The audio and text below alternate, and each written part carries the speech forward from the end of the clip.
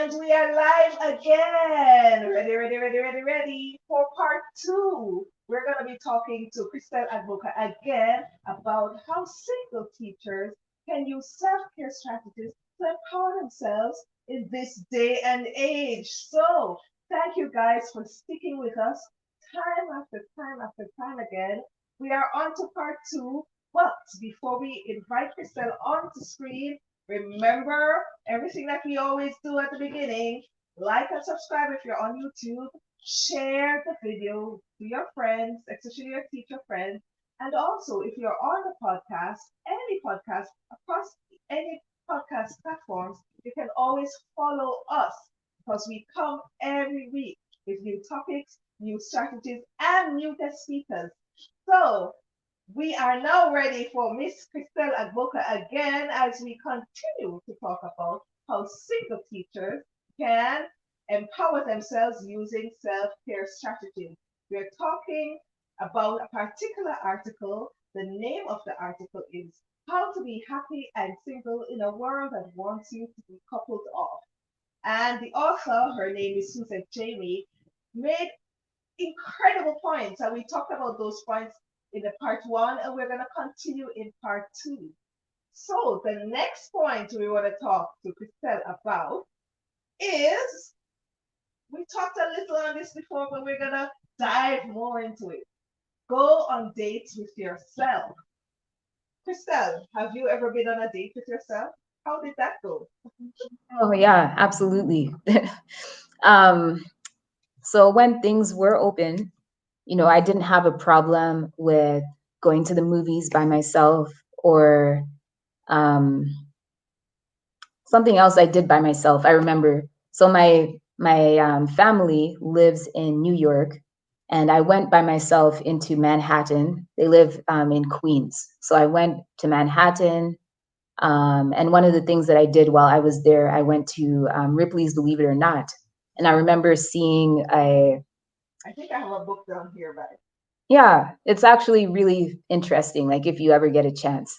But so when I was in there, I guess I'll say she was I don't know, the clerk, assistant, I don't know, who welcomed people, you paid her, whatever.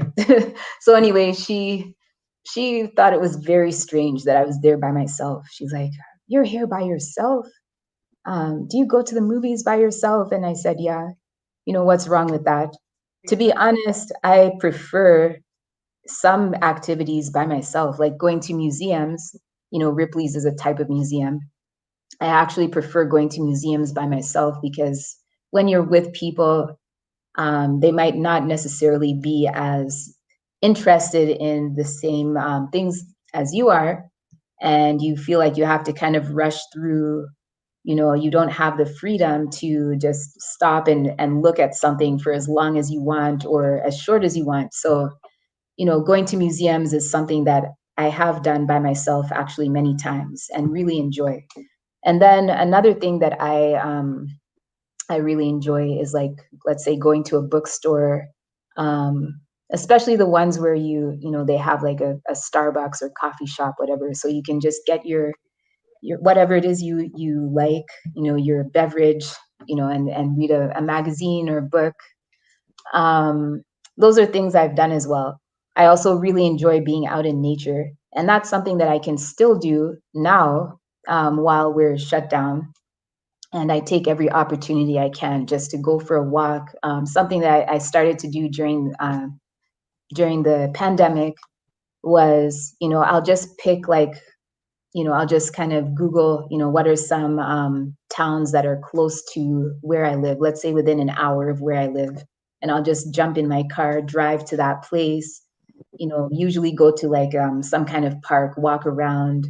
I might get something to eat while I'm there. And for me, it's just really, I just love that feeling of going somewhere new, getting a change of scenery. And I love being by myself when I'm doing that because, I just use that time to maybe listen to music, listen to a seminar, podcast, pray, just think about my life. I find it really fulfilling. So those are some of my favorite activities. I actually like other people, I know that, there are a lot of people who do not like to be by themselves at all. I'm an introvert. I would say I'm a social introvert, so I do like having, some social activity, but I also really enjoy my me time. And I think it's important, not just to sit at home because you're single. If there's something that you want to do, just go out and do it. Doesn't matter if, no one else is available, or if, like in the case that I'm in, we're not really supposed to be socializing with people, you know, still live your life as best you can. Right. So this is actually a great time for you now. And I say that cautiously, right? Because in the pandemic, Yes. everyone has to be locked in and they have to stay by themselves. So you are probably an introvert that just loves to stay by themselves Yeah. and just do introspection and do activities with yourself. And those are the kind of persons that thrive during these times. Right. Social beings are usually depressed during this time because they don't have that social activity. All right, but there is a balance that everyone should have, right? You should have a Mhm. thriving social life, and you should also have a great relationship with yourself, and not feel any way if you have to do things by yourself. So I Mhm. remember when I was single, I used to ride the bus in Taiwan from the very start all the way until the end of the bus line, and I would take a real good book. And I remember I used to ride the bus to Yamingshan Oh yeah. from the start of the line all the way up the mountain and back. And I would just sit and just read a book. I mean, I loved it. I mean, people might think that's weird, but I didn't think so. I thought it was great.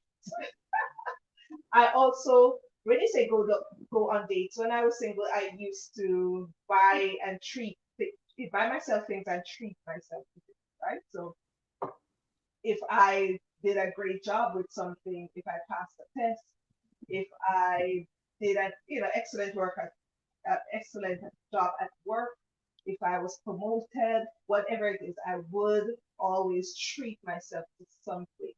It may Mhm. not be big, it may not be expensive, but it would be something for me, you know. And it could be just the simplest of things as, go buy an ice cream cone or buy yourself a pair of shoes or a nice handbag, whatever it is.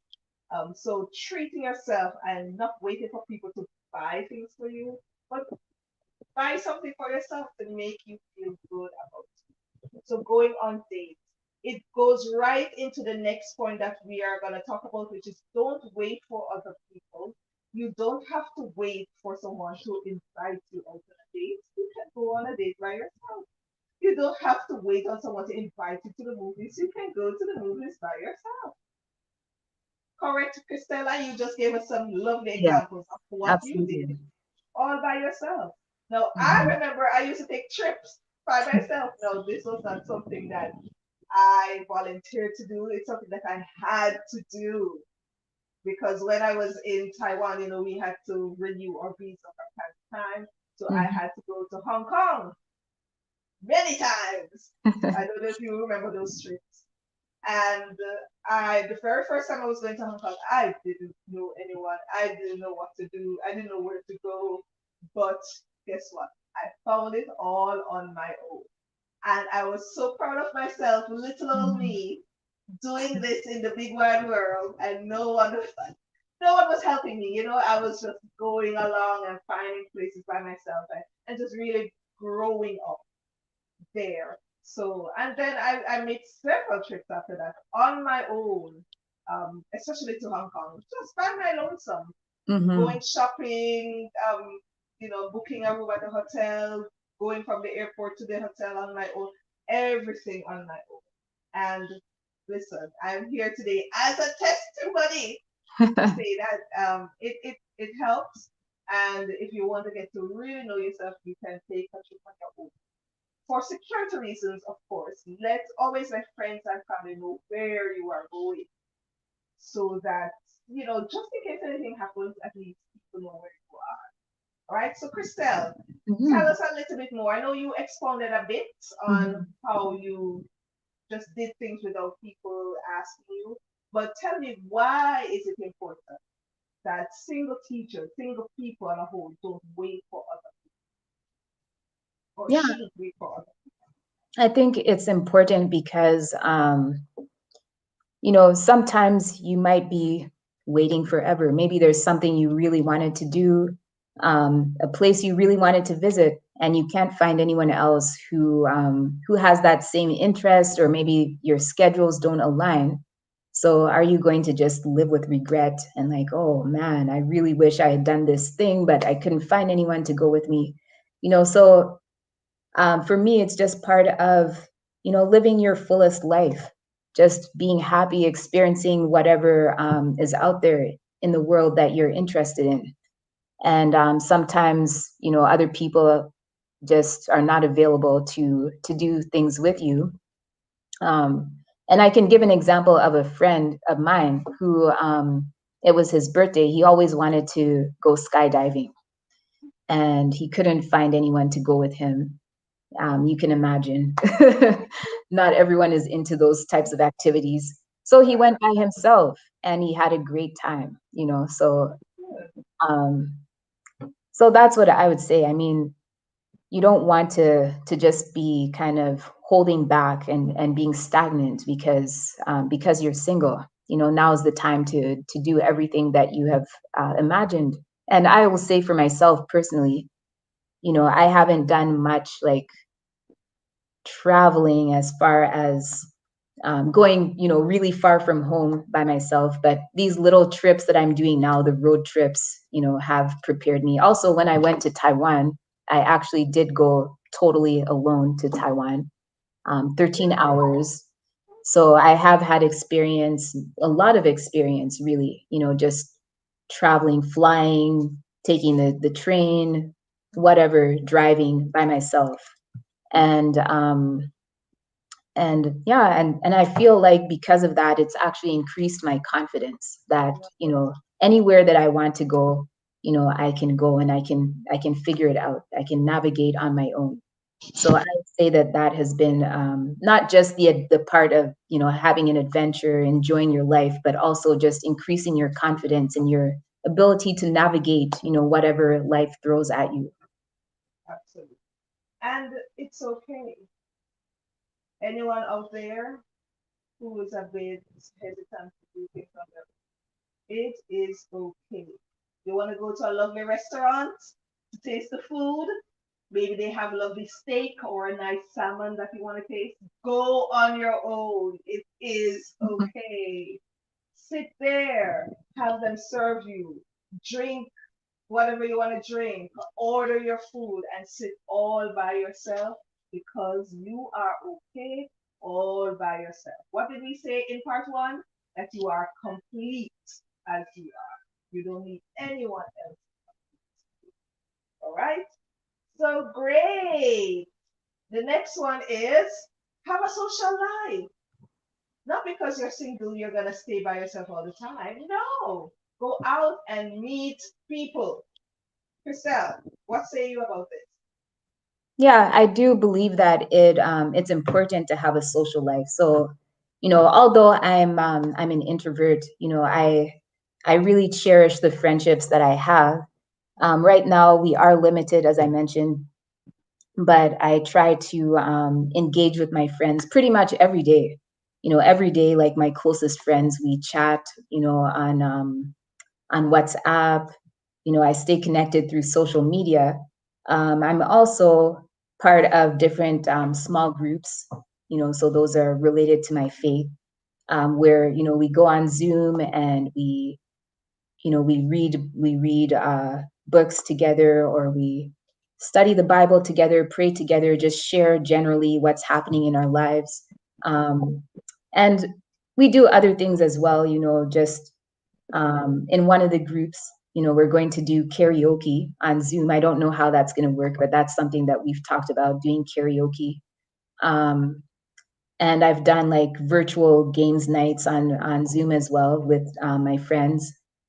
So it's just kind of being creative in these times. And I'll say like when we were open, I was starting to have more games nights at my own place. That's something I'd always wanted to do. And I recently moved to a condo. So I really wanted to open my home up to my friends and just, enjoy together. So that's something that I anticipate doing more in the future. And even now with the limitations, sometimes I might go for a walk. In fact, every Sunday I go for a walk with one of my best friends from high school. It just so happens that life brought us back to the same town. We had moved away, gone our separate ways, went all over the place, and then we in the last like few years, we both came back working in a similar field. And every Sunday since, I would say, like, or not every Sunday, that's an exaggeration, but almost every Sunday, we meet up, we walk for an hour, we just talk about what's happening in our lives. And that has really been a blessing for me. Um, yeah, so I'd say, um, it's important to be social because we're not meant to be alone. And that verse, man is it's not good for man to be alone. I've come to realize it doesn't just mean having, a husband or a wife. It also means having a community.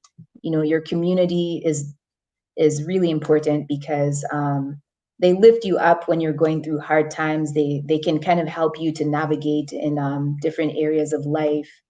you know um, they can check you if you need to be checked. Like maybe there are certain things that you're doing that are not serving you in the right way, and they can just, if they're good friends, lovingly just steer you in a different direction. So I found that maintaining your social life, whatever it looks like and however you're able to, is really key to just really making the most of the life that we've all been given.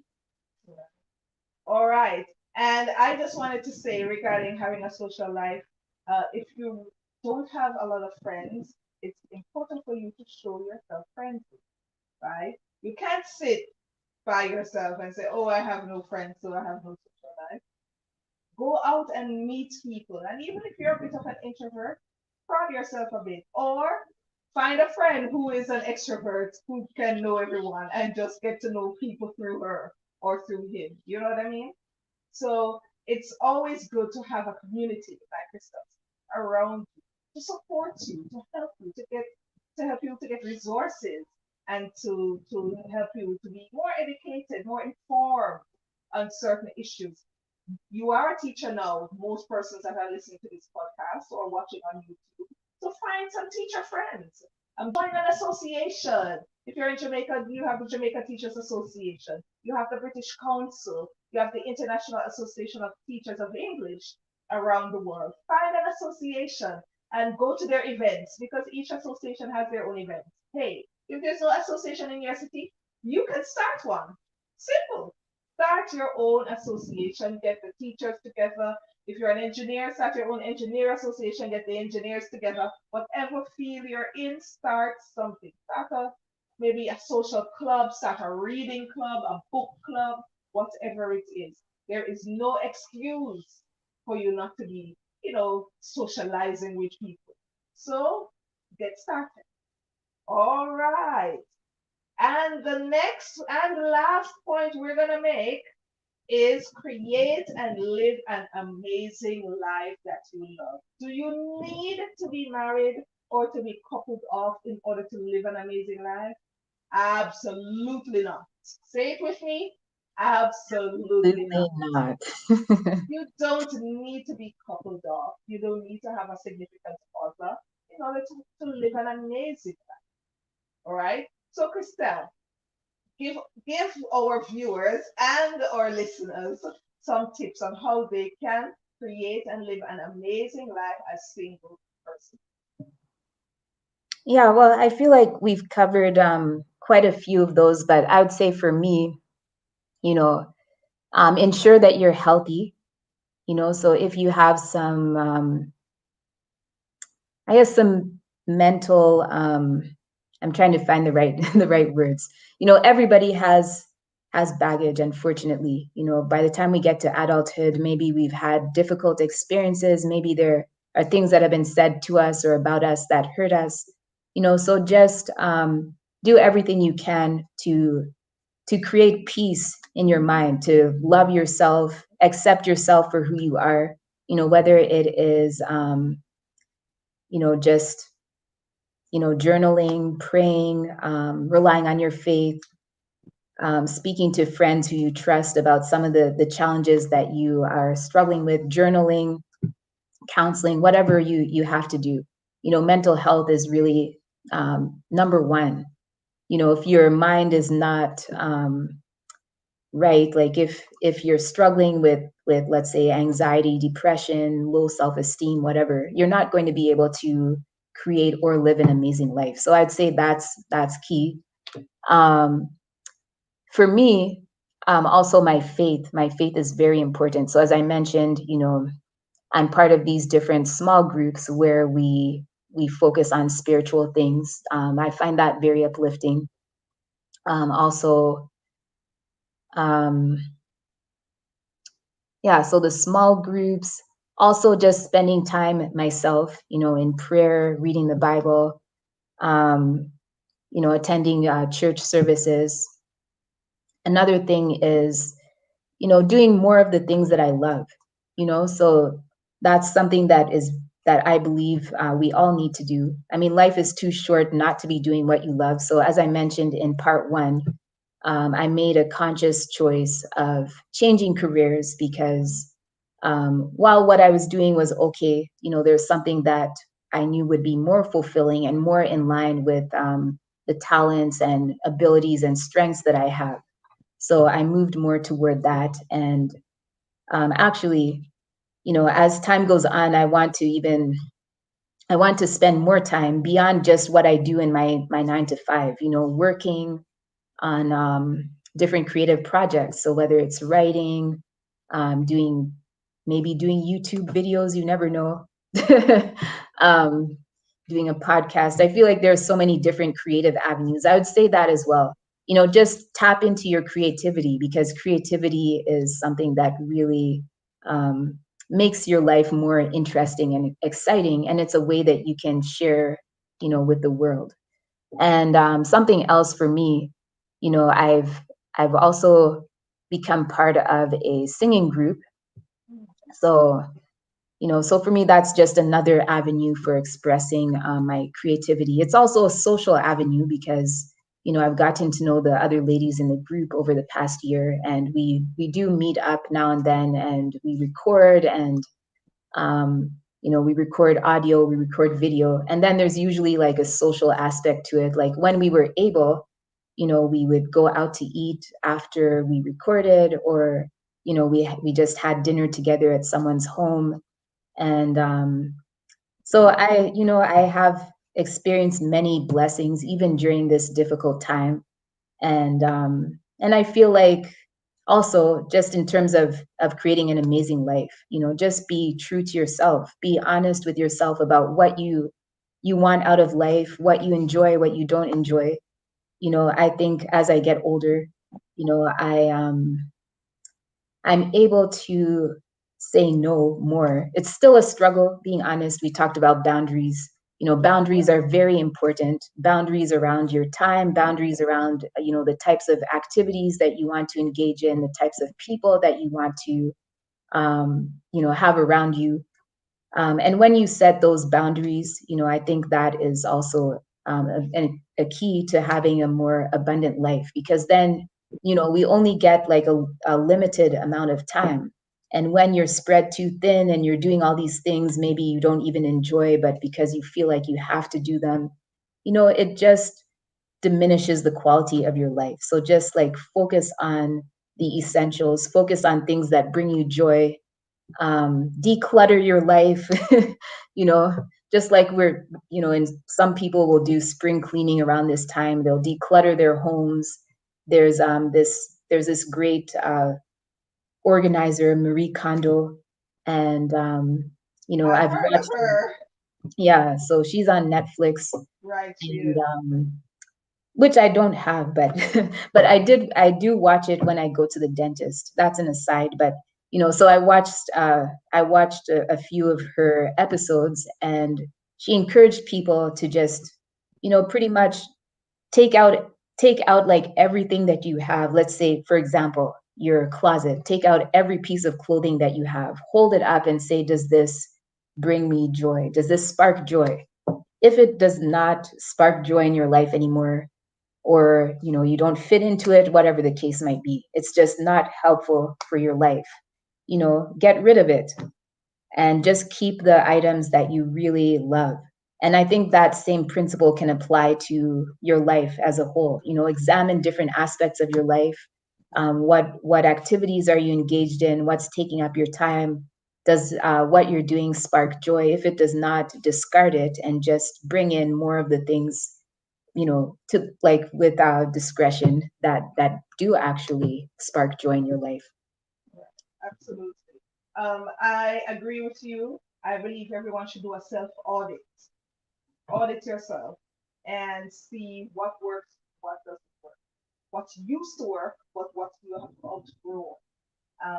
Where you need to go, what your life is looking at like now, and what you want it to look like in the next 5 to 10 years. And if you continue on the path that you're on, will you reach that goal in the next 5 to 10 years, or do you need to make some change? And with that self audit comes what you're going to do now to change, what you may do next year, the next 2 years, etc. So do a self audit in order to create and live an amazing life. You will see the things that you're doing now that are great, that you want to continue doing, and the things that you may need to put on the side and create maybe new habits, create new goals, new plans, so that you may progress better in life. And that's what I Mhm. do. I actually do an audit every year. So I do Mhm. a yearly audit. Now we're at the end of the first quarter, right? So now I do a Mhm. quarterly audit.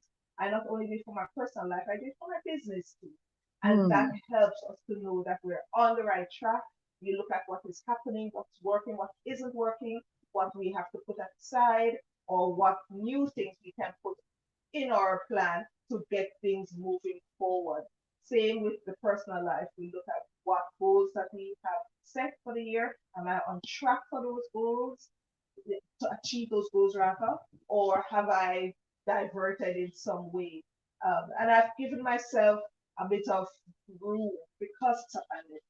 I don't need to hit all the goals for the year because we're still coping in a pandemic. So I have not been pushing myself as much. I've given myself time to breathe.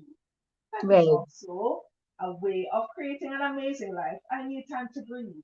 I Mhm. need time for self care. I need time to rest. I need time for meditation. I need time for a pedicure, a manicure, a massage, a hair appointment, a dental appointment, whatever it is. I need that breathing time. So that's all putting together in what's going to make us a whole and complete person without our significant other. And as we present ourselves as complete persons to the world, there we go. The significant other that is the right match will come right along and will help us to walk that path. So we have finished the course. We have ended the race. Thank you so much, Christelle, for your tidbits. Thank you for all the strategies and the experiences that you've shared with our listeners and viewers. We are grateful for you. We are thankful for you and your life story. And we know that 5, 10, 15, 20 years, you will be the person that will be calling on and saying, do you remember Christelle came on the podcast and look at her now? Do you Yes. see how she's blossoming? Do you see that she's a world renowned writer, author, publisher, communicator? I'm speaking it into being. Oh, yes. And I So receive it. you receive it. So we're looking forward to great things from Christelle. So, Christelle, do you have an Instagram that our listeners and viewers can go to follow you? Yes. So you can find me on Instagram at Cristela Boca, lowercase. So it's literally just my first and last name, one word, all lowercase, at Cristela Boca. And you can find me on Facebook as well, just searching my first and last name. All right. So is that it? At Christelle Yes, Advoca. that's right. So guys, go and follow Christelle. She is a great influencer in the making. So hit her up on Instagram, Facebook. She is gonna be starting a YouTube channel, yes, and possibly doing more podcasts. So you see her face around more. So support, support, support. All right. And as I said, guys, thank you for supporting me, all of you happy teachers. And I thank you for being on the journey with me on becoming a happy teacher. So until our next podcast, where we speak to our next guest speaker about a next topic for you and yours, I bid you farewell until next week. Take care. Bye bye.